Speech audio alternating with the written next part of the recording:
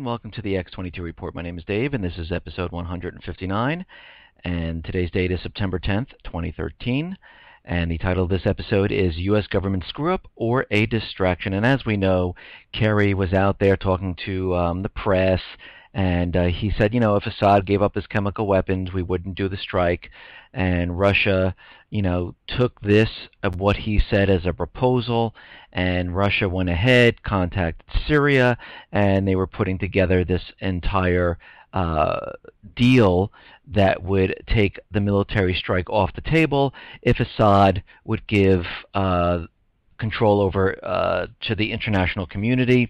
Assad said, "Sure, go ahead, let's do it. You take control, and we don't need the chemical weapons. You can manage them, and we agree to this." And now the U.S. is backpedaling. The U.S. is saying, "Okay, yeah, this is a good deal, but we want to just check things out. We don't know if we believe this is really going to happen."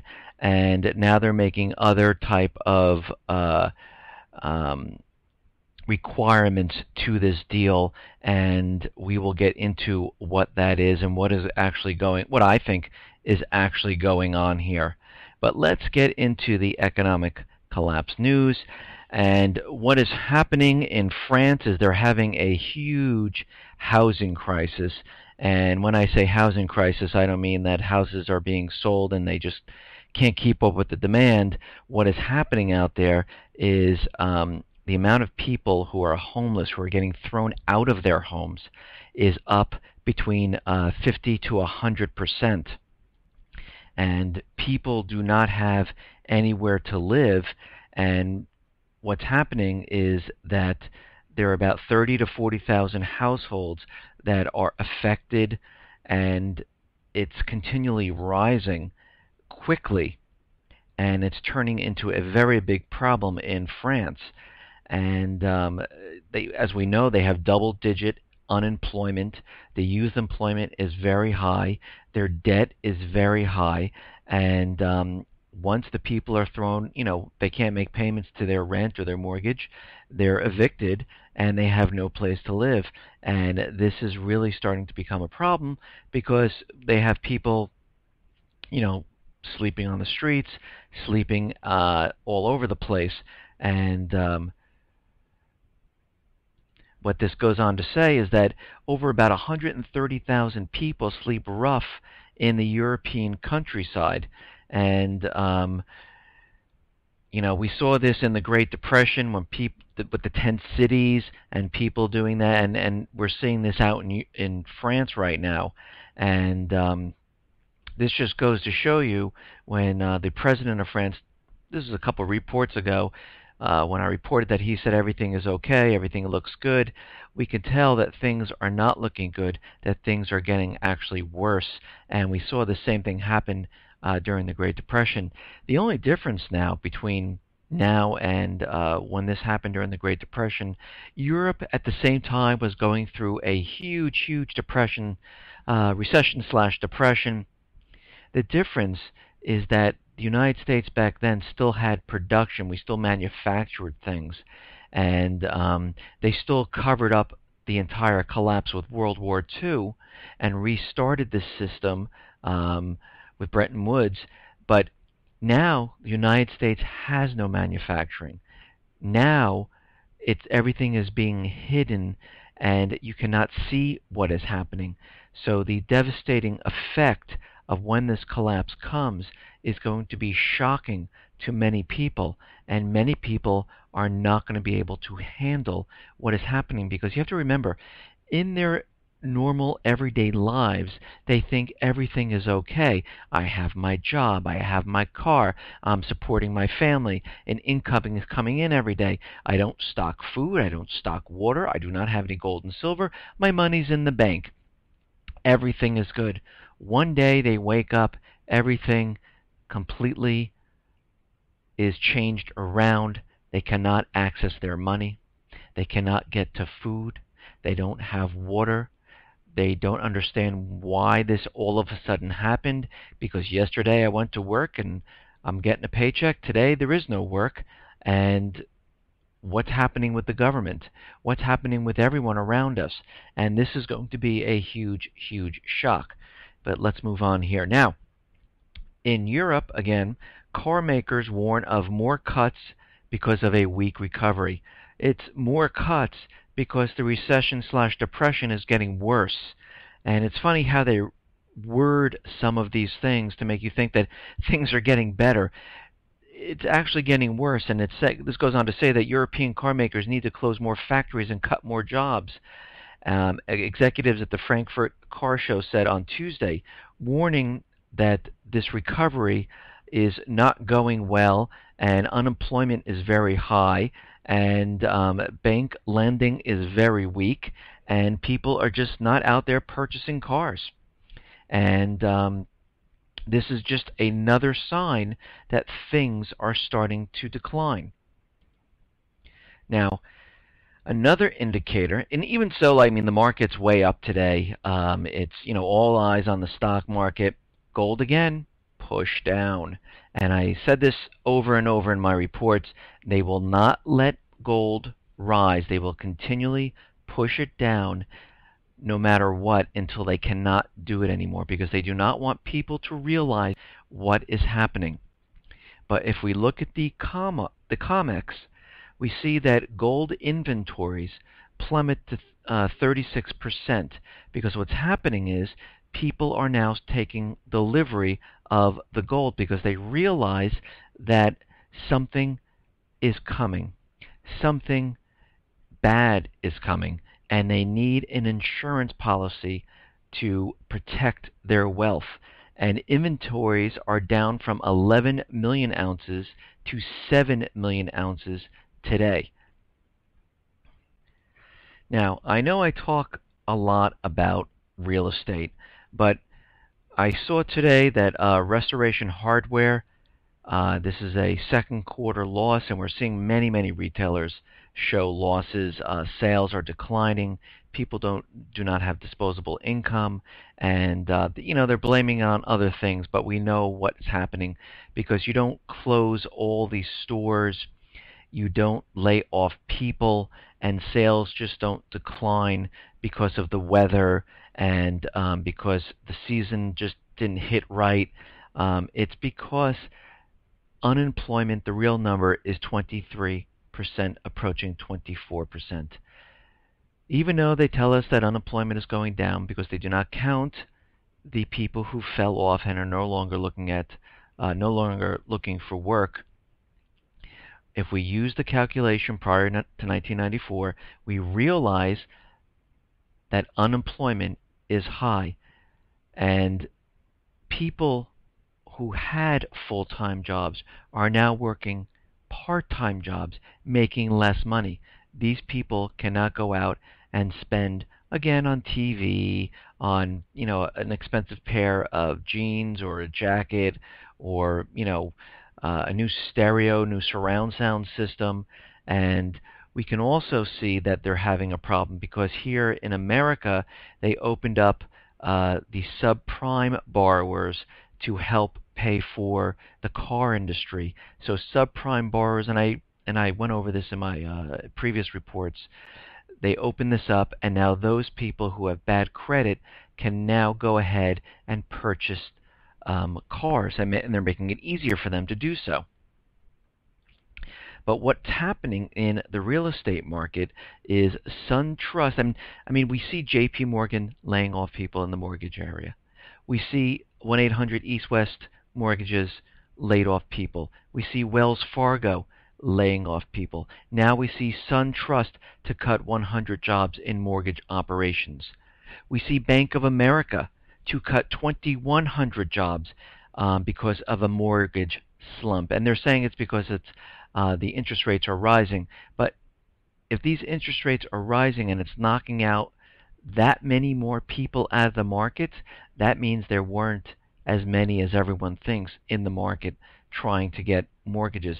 And if you look at the stats, 60% of the purchases of homes are made with cash. So Bank of America is laying off 2,100 jobs, and this affects around 16 mortgage offices. And we can just see that things are not going well. Again, the propaganda is look at the stock market, it's going up. I believe today they swapped out on the Dow uh, some of the major companies and replaced them with Goldman Sachs, with Visa and Nike. Really, no manufacturing at all, and because the other companies, I believe it was HP, they were all underperforming, so they swapped them out, and we could just see that things are turning for the worse, but the propaganda is to keep it playing as everything is going perfectly. And right now, the FDIC voted that depositors in foreign U.S. bank branches will officially no longer have recourse to a $250,000 deposit insurance, and that's around $1 trillion in U.S. bank deposits that are held abroad will no longer be insured. And we can see that this is starting to spread now, and we can see that they are starting to maneuver and get ready for what is coming. Now, Morgan Stanley is saying that many of their clients are preparing for an imminent loss of central bank control. The consensus in the marketplace is that the first step in tapering back quantitative easing will be announced at the conclusion of the Fed September 18th, 19th FOMC policy meeting. And I've been out there saying that I do not believe they're going to taper. They are going to build this up, tell you that they're going to taper, telling you that the stock market's doing well, telling you that housing is doing well, telling you that retail is doing well, telling you that unemployment is going down, making the mass majority believe that the economy is getting better and now we can taper. And now here comes the big event. But I want to get into that a little bit later. I just want to go into Syria right now and discuss what is going on. Now, yesterday I said, Kerry, was out there and he kind of said something, and the Russians took it, and he said it was rhetorical, it wasn't a proposal, and I think what is happening is the President Obama is taking a look around, and his administration has taken a look around, and what they see is that only 10% of the House is going to approve an attack on Syria, okay? And the House was considered not even voting. The American people are completely against going into Syria. The president has no authority just to say, let's strike. It is a sovereign nation, and if we do strike, it's an act of war, and the United States is the aggressor, along with France and whatever country joins in. The United States has no real evidence that Assad did this. So they needed maneuverability. They needed a way out of this. So they started the rumor and having Kerry go out there and, make some mention about, if Assad did this, and if he removed his chemical weapons, we wouldn't strike. But there's one thing that we have to remember, and we have to keep this in mind. The central bankers, elite, globalists, whatever you want to call them, their main objective is getting this war started. Their agenda for over 25 years now is to get into Iran. This right here is a plan just so President Obama can say he's going to delay the House vote. He needed something and some way to get out of this. Now, does this mean the war is done? Everyone's packing up their ships, sailing back? Absolutely not. Right now, and I believe he just made the announcement today, that he's delaying the vote because it was going nowhere. No matter, they were handing out DVDs, they were writing letters, they were having, luncheons and parties, but no one was buying it. And he knew this. So they needed maneuverability. They needed a way out of this. And this was the way out. Now, here we are. They are dealing with Russia and Syria. Russia and Syria agreed, okay, let's do it. Let's take the chemical weapons. But now, the U.S. government is putting conditions on international control of the chemical weapons. There is a report that says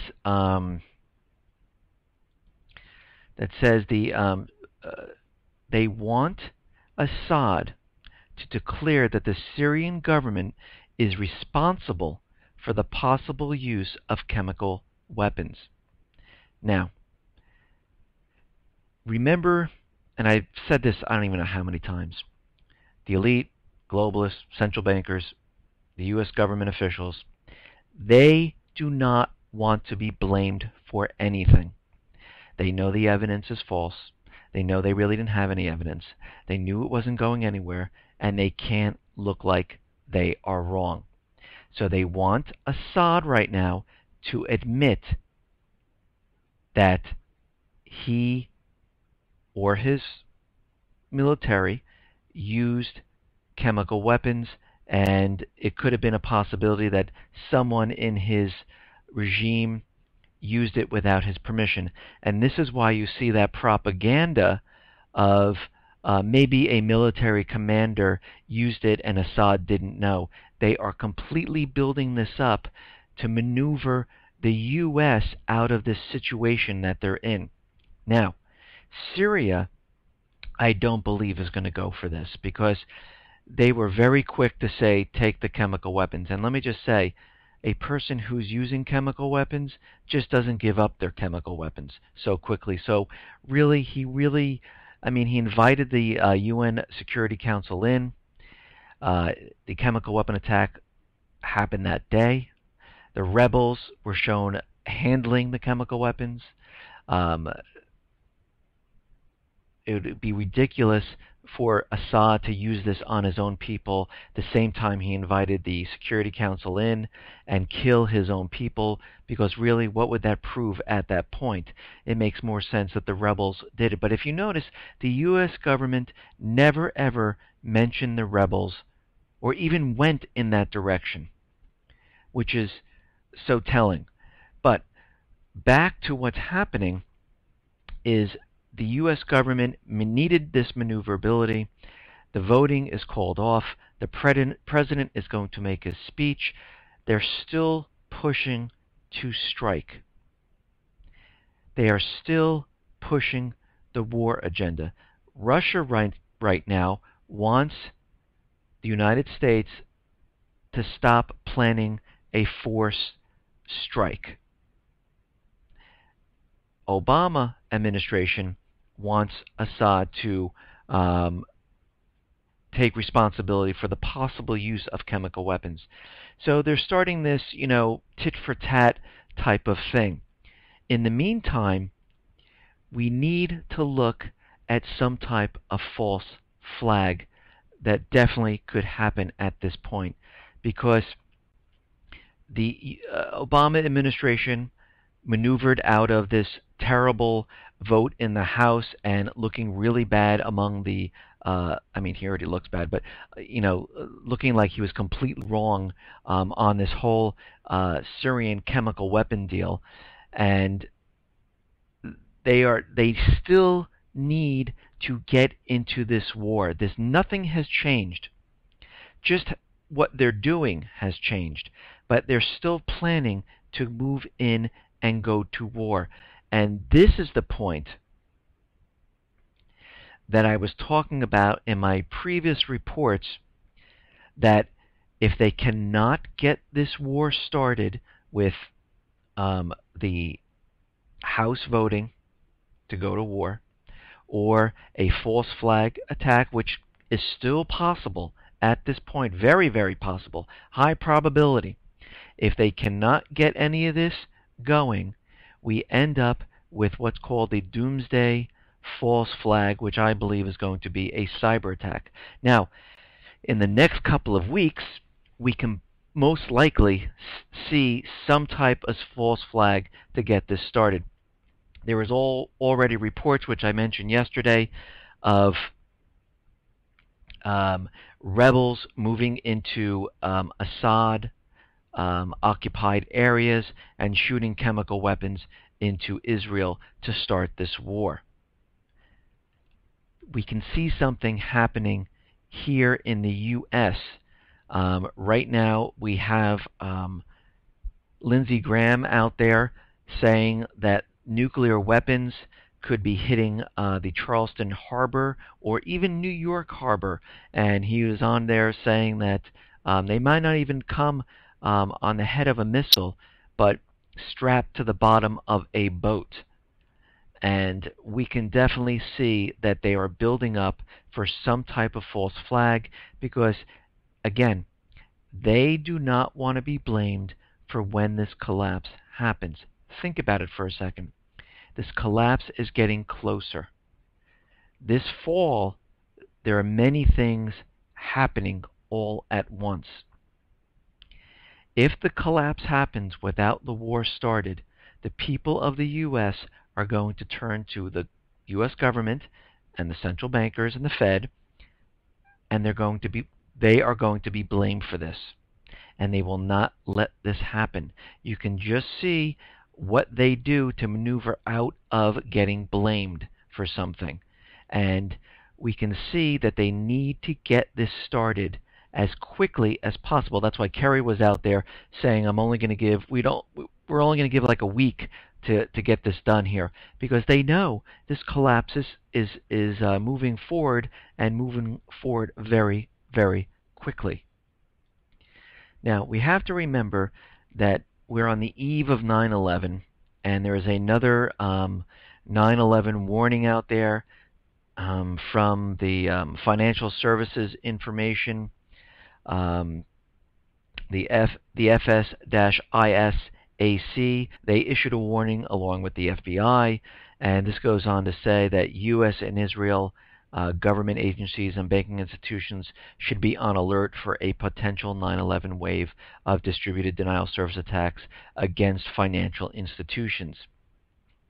And this warning comes from cyber security experts, and there was an alert issued, which I mentioned many, many times about, from the Federal Bureau of Investigations, but the FBI did not release this information to the general public, and this is what this goes on to say.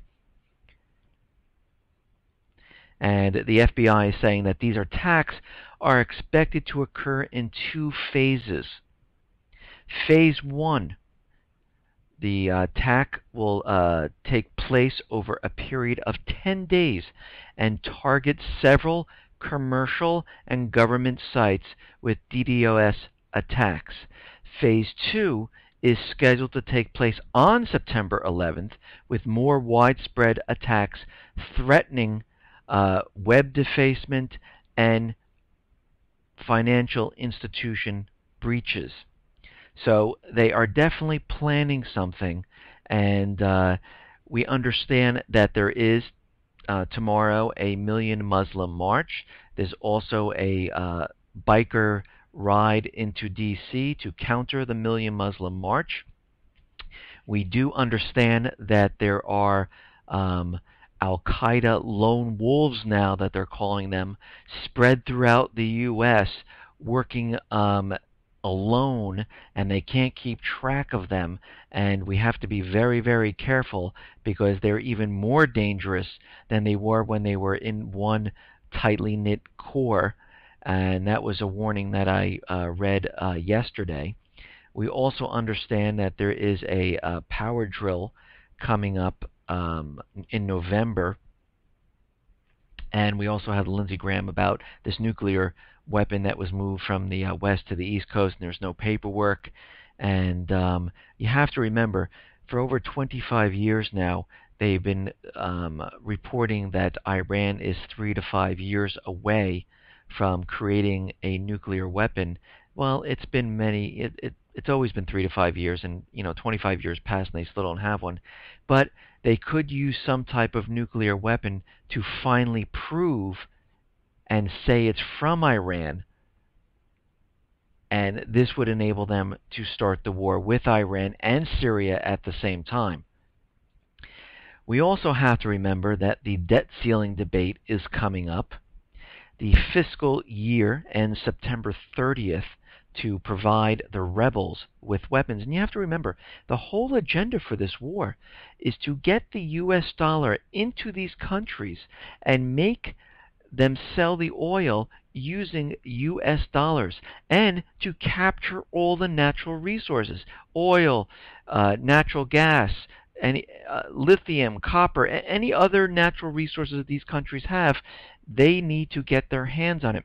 Plus, with a war and destroying many of the buildings and real estate and infrastructure, they can set up a private Western central bank, have the people take loans out with interest, and there you have the U.S. dollar being spread all over the place, and they're controlling the whole entire Middle East, having all these countries use the U.S. dollar as the reserve currency, and right now they can keep the entire system going for a little bit longer, but eventually it will collapse. But before it collapses, they want this complete and utter control of everything. Because when everything and the war is over, they want to reset the entire system like they did the last time and put us through this once again. And we also have to remember that with this debt ceiling coming up, it's the Treasury X date may hit as soon as October 18th, and it could be anywhere from the October 18th to November 5th, and this is the time frame that the government would not be able to spend any more money. And what would happen during this period? And what would happen during this period if they couldn't spend the money? Well, it would be chaotic. There'd be unfair results, unanswered questions of who gets what. The Treasury would have to pick, oh, we're going to pay this bill now, we're not going to pay that one. The public would be really pissed off. A lot of programs would close, and the entire system would become chaotic, and everything would start to shut down because there'd just be no money to do this. Because if you don't raise the debt ceiling, the Treasury could not borrow anymore, and there's not enough revenue coming in from taxes, and it would be a complete mess and a collapse of the system. And this is why this entire thing is being structured to make everyone believe that the system is on a recovery path. Everything is going well. They have this war with Syria pending right now, trying to get this thing started. They have these cyber attacks and all of these false flags lined up, potential false flags lined up, ready to go this fall, because they know they have no other way out of this. And again, if those people who haven't heard what I'm talking about when I say a doomsday cyber attack, this would be an attack on the power grid, which there's a drill come up this November where they're going to simulate a cyber attack and or a bomb hitting the power grid infrastructure. And again, Janet Napolitano was out there, Panetta was out there, all talking about virtual 9/11, Pearl, a cyber Pearl Harbor, because they do have the ability to create a false flag where they could shut down the power grid, put everyone into darkness, say it was Syria, say it was Iran, say it was China. They can blame it on whoever they want. The blame would be off the U.S. government, the central bank, and the Fed. And at this time, they would be able to siphon money out of the banks, create bail-ins, freeze accounts, keep people in the darkness for quite a while until they can't take it anymore, where the voting now comes in that they want to go to war, and where the people are begging to go to war. And at this time, war would start with Syria. The collapse would be blamed on Syria, Iran, whatever country it is. It would be off of them. People would understand, okay, they did this to us, and now we need to go fight. And war would cover up pretty much everything. Even if the people are out there saying we don't have food, we don't have this, they can always say it's because of the war. Oh, we can't get fuel, it's because of the war. We don't have water, it's because of the war. My money's worth nothing because of the war, what they did to us. They collapsed the system. The Fed at this point, like I said, would have to start increasing QE, because at this point, China, Russia, other foreign nations would start to dump their treasury bonds because they don't want them anymore. And the Fed would have to take up the slack, because who would want this? The U.S. would be collapsing at this time. The dollar would be worth nothing. And the Fed would have to make a case. The U.S. government would make a case saying, to help out the situation, we need to print more and more money. And that's what would happen. And they would do this to buy up all the treasury bonds. Plus, as the economy starts to collapse all over the country, the housing market's in the toilet, people are foreclosing, people's money is frozen in the bank, the whole system would just start to unwind and fall apart. Again, they would start to try to prop up the stock market, because that would have fallen completely. And here we are in this war scenario, in this collapse scenario. And I explained it much more thoroughly in episode 138. So if you want to hear that, just go up to the top of the x22report.com site and type in episode 138, and it'll bring you right to that episode. But again, you still have to be prepared, because this is no way over. They are planning for war. They want war. There's no such thing as peace in their minds, and they are not just packing up and going home. Listen, everyone, be safe, be well, and especially be prepared. Thanks a lot.